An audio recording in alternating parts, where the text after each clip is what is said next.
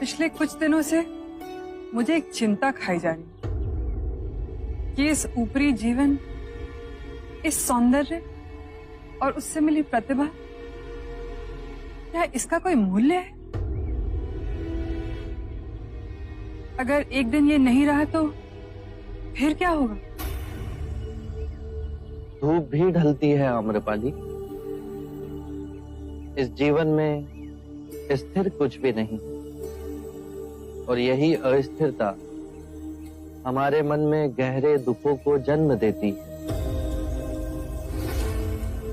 वस्तु या धन का मोह ना हो, परंतु अपने सौंदर्य का मोह हमारे मन की गहराइयों में जड़ पकड़ कर बैठा है, जो अहंकार को जन्म देता है, उसे पालता है। परंतु ये क्षणिक है।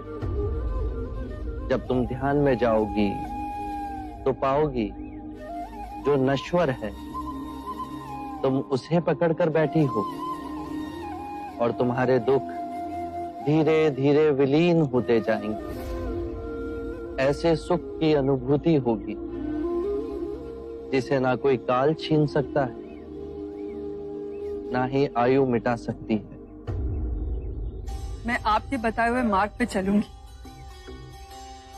आप मेरे अम्रवन के महल में पधारिए, मैं धन्य हो जाऊंगी। मैं अवश्य आऊंगा।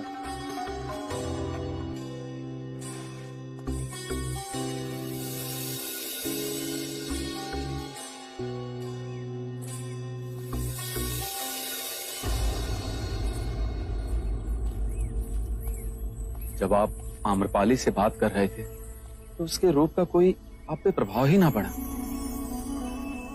आप में अजर चेतना है, पर इसी भिक्षु के समक्ष ऐसी सुंदर स्त्री आ जाए तो किस प्रकार वो आप साथ संभाव उत्पन्न करे। रूप और कुरूप, ये दोनों ही विभाजन हमारे मन ने ही बनाए हैं। ये उन्हीं 5 तत्वों से मिलकर बना है जिससे सारी सृष्टि बनी। यदि हम एक कलाकार की दृष्टि से देखें तो कोई भी वस्तु अद्भुत और कोई भी वस्तु कुरूप भी दिख सकती है।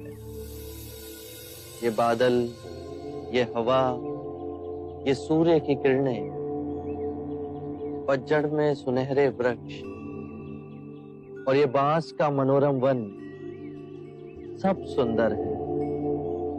संभवतः ऐसी कोई सुंदरता नहीं जो एक मनुष्य की एकाग्रता को क्षीण कर सके, जितनी नारी की सुंदरता। यदि नारी के रूप ने मनोग्रहित किया तो पुरुष अपने मार्ग से भटक सकता है। यदि आप अपने चित्त की गहराई में जाकर देखें तो आप जिसे सम्यक दृष्टि से देख रहे हैं, वो दोनों कभी आपको अपने मुंह में नहीं बांध सकेंगे। फिर सौंदर्य क्या है बुद्ध? सौंदर्य जो अमिट है, जो कभी दुखों का कारण नहीं बनेगा, वो करुणामयी मुक्त हृदय कभी भी कार्य कारण से बंधा नहीं होता। वो हृदय जिसमें शांति और आनंद का भाव हो, वही परम सत्य है। बस अभ्यास करो, ये द्वार सबके लिए खुले हैं। बस पहला पग आपको स्वयं उठाना है। धन्यवाद आपका।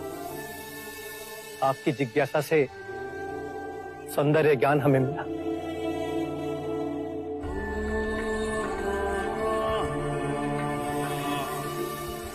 मैं भी क्या सोच कर आया था,